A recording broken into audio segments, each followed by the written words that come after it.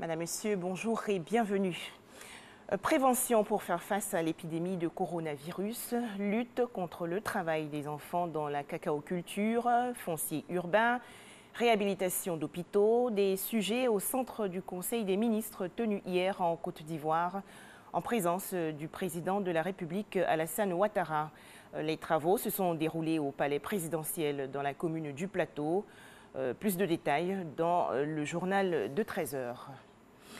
Direction à présent la plateforme aéroportuaire de la commune de Port-Bouët. Le ministre des Transports, Amadou Koné, a visité récemment les installations de cette infrastructure. Objectif, s'enquérir des actions en cours de réalisation pour renforcer la sécurité de l'aéroport Félix Houphouët-Boigny. Dakar, la capitale du Sénégal, fin hier des travaux de la réunion du bureau de l'Assemblée parlementaire de la francophonie. Réunion dirigée par le président de l'Assemblée nationale de Côte d'Ivoire, Amadou Soumaoro, également président de l'APF. Plusieurs sujets au centre des travaux, dont la démocratie dans les pays francophones.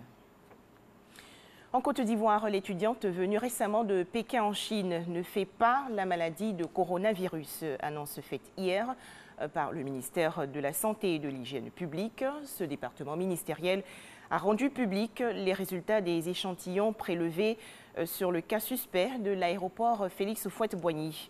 Les explications tout de suite du ministre Eugène Akaawele.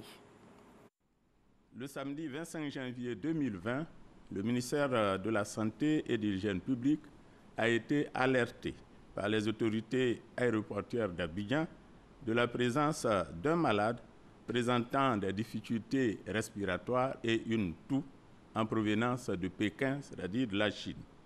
Ce malade a été donc immédiatement pris en charge par les services du ministère de la Santé et de l'Hygiène publique. Des prélèvements ont été effectués et acheminés au laboratoire pour analyse.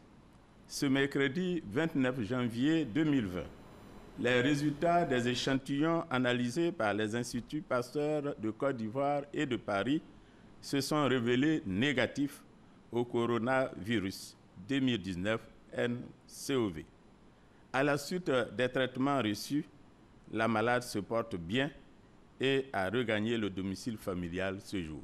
C'est donc le lieu de rappeler aux populations le respect scrupuleux des mesures de prévention en vigueur, notamment. Premièrement, il faut éviter le contact avec les personnes souffrant d'infections respiratoires aiguës. Deuxièmement, il faut se laver fréquemment les mains, en particulier après un contact direct avec des personnes malades ou leur environnement. Troisièmement, il faut éviter tout contact non protégé avec des animaux d'élevage ou sauvages. Quatrièmement, il faut utiliser un mouchoir en papier pour éternuer et tousser et le jeter dans une poubelle. À défaut, éternuer et tousser dans le pli du coude, puis se laver les mains régulièrement à l'eau et au savon. Enfin, il faut se rendre dans le centre de santé le plus proche en cas de survenue de fièvre, toux et difficultés respiratoires. Voilà, aucun coronavirus en Côte d'Ivoire. En Chine, en revanche, l'épidémie de coronavirus progresse. 170 morts et plus de 7000 cas. L'Organisation mondiale de la santé a convoqué aujourd'hui une réunion d'urgence à Genève, en Suisse.